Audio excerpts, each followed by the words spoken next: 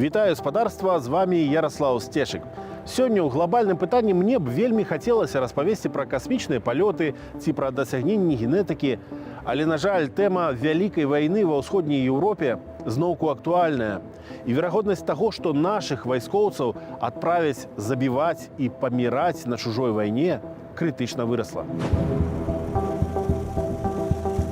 Тых, хто кажа пра маштабны ўзброены канфлікт за межамі Украіны, ужо нельга назваць алармістамі. Падобна, рызыка вайны ў рэгіёне АБСЕ цяпер найбольшая за апошнія 30 гадоў.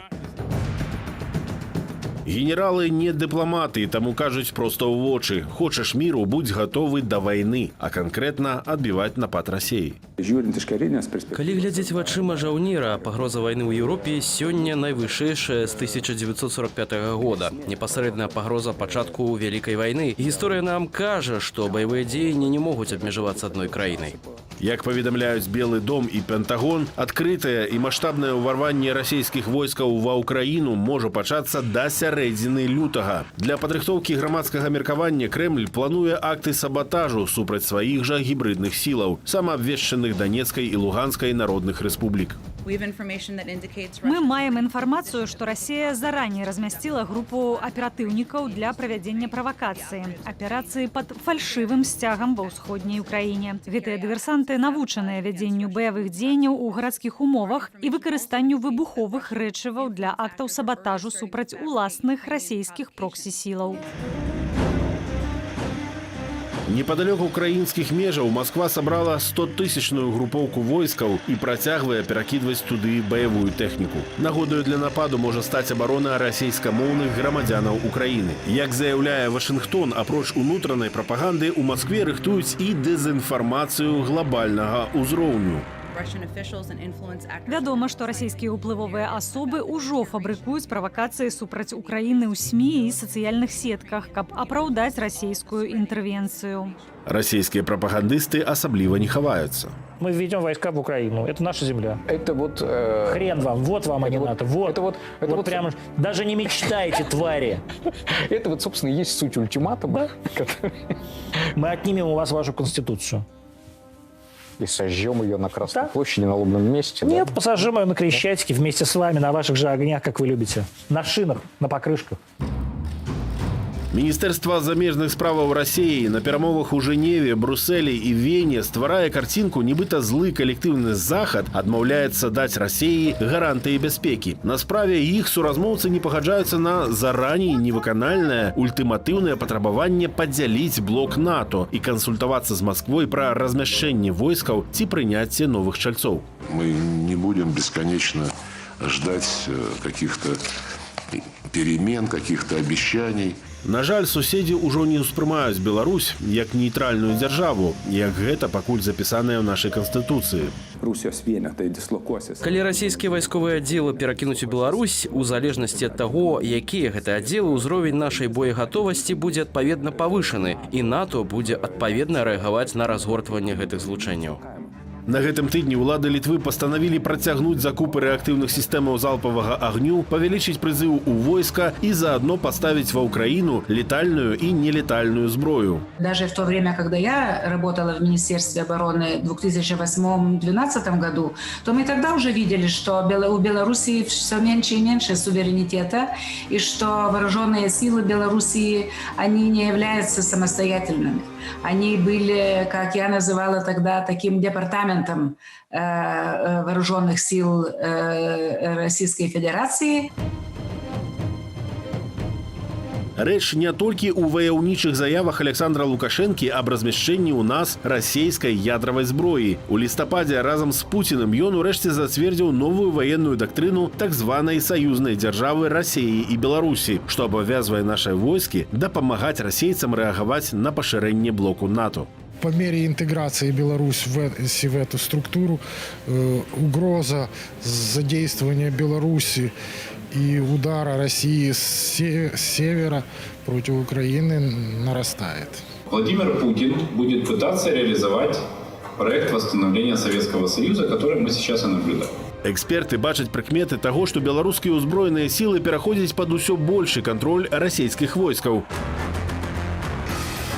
Напрыклад, адбылася інтэграцыя сістэмаў паветранай абароны. Агулам уся тэхніка, што ідзе на ўзбраенне беларускага войска, інтэгруецца ў расійскую сістэму ўзбраенняў і камандавання боем ад танку да штабу. Ёсць маштабныя манеўры на нашай тэрыторыі, але ёсць і супольныя баявыя аперацыі, у тым ліку беларуска-расійскія авиапатрулі. Очередное совместное патрулирование границ на самолетах – это очень серьезное мероприятие, и оно просто без координации между штабами оно просто не могло пройти. У Беларусі стала больш расійскіх вайсковых аб'ектаў, што ў выпадку Вялікай вайны стануць прыярытэтнымі цэлямі. Да радыёлакацыйнай станцыі «Волга» пад Клецкам і 43-го вузла сувязі атамных субмарынаў «Вілейка» дадаўся супольны вучэбна-баявы цэнтр авіяцыі і паветранай абароны, як замяняльнік расійскай авиабазы. Вроде не база, и тем не менее надо поддаться, так скажем, пойти на уступки Путину. Соответственно, сделали вот такой вот шаг.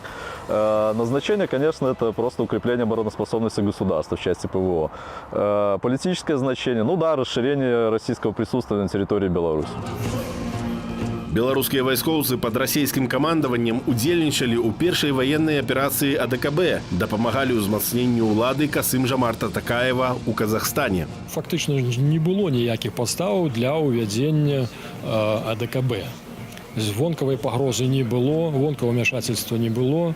То бок это чисто внутренняя проблема Казахстана. І вот зараз усе, у тым ліку і казахі, як бы так іхняе кіраўніцтва сослужили вельмі поганую службу. Наступны раз Россия уже никого не будет запытываться. Теперь никто не может дать гарантию, что какое-нибудь подразделение Беларуси для получения боевого опыта не отправят в Сирию. Александр Лукашенко записал казахстанскую интервенцию АДКБ у зал особистой славы. Вся эта операция, вплоть до деталей, была разработана двумя президентами России и Беларуси в течение 1 часа. За ваши головы там, белорусского и российского военнослужащего, как они писали, славянской внешности, готовы были заплатить $1000. Вы показали всем, что с нами воевать опасно.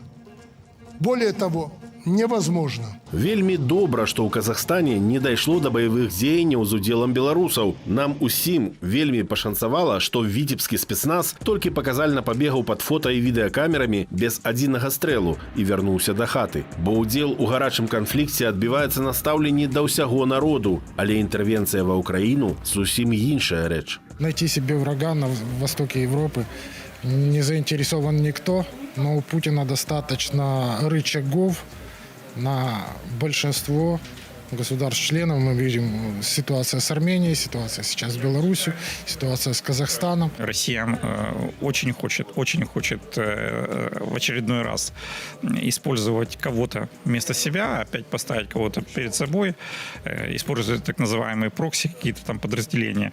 И очень было бы удобно показать именно конфликт между Украиной и Беларусью, выставивший вперед белорусскую армию. Что думают звычайные украинцы про магчымую атаку наших войскаў ці расейцаў з нашей территории? Да нет, это глупость, по-моему. Зачем? С какой целью? Россия – это взагалі агрессор. Россия – это нагул агрессор. Яна поводит себе з усімі аднолькава, без выключэнняў. Асобных беларускіх войскаў не існуе. Гэта частка России. Россия берет то, что плохо лежит. Донбасс и Крым. Беларусь является сателлитом прямым. Беларусь – гэта сателлит России. Беларускія войскі цалкам залежныя ад расійскага кіраўніцтва, як і ўсе войскі АДКБ. Беларусы, думаю, вряд ли. Да, они как-то более поспокойнее люди. И народ поспокойней. Людзі ў пагонах, якія давалі прысягу беларускаму народу, ужо адзін раз гэтую прысягу парушылі, здрадзілі, кажа Сергей Бульба, стваральнік патрыятычнага аб'яднання «Белы легіён». Чаму ў 2020 годзе як бы не адбылася пераход улады да людзей, скажем так, да кандыдатаў, якія набралі значна большую колькасць галасоў, чым сам Лукашенко, менавіта таму, што сілавікі як частка этой сістэмы і як выгадаваныя за 25 гадоў менавіта для гэтага, яны просто вот пайшлі за сваім, скажем так, правадыром з граі. У нас все-таки был центр который оставался под контролем народа Украины, и часть территории просто была оккупирована.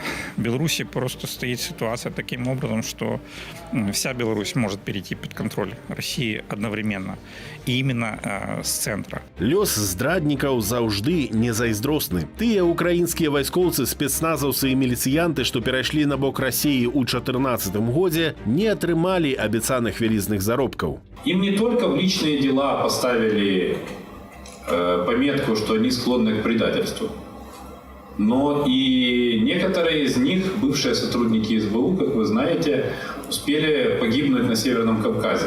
Хаця нашых вайскоўцаў могуць уцягнуць у баявыя дзеянні супраць іхнай волі, узброенную правакацыяй ва ўкраіне пад беларускім сцягам. Российские военнослужащие могут просто будут быть приодеты в белорусскую форму и организовать какое-нибудь там нападение на ближайшее село или там или еще какую-то акцию, показавши, что вот белорусы готовы идти вперед. Калі казаць пра правакацыі, нельга абмінуць і кібератаку 14 студзеня, калі 70 дзяржаўных сайтаў Украіны былі ўзламаныя. Там з'явіліся антыукраінскія надпісы ад імя нібыта польскіх хакераў на расейскай, украінскай і моцна ламанай польскай мовах, таксама пад фальшывым сцягам.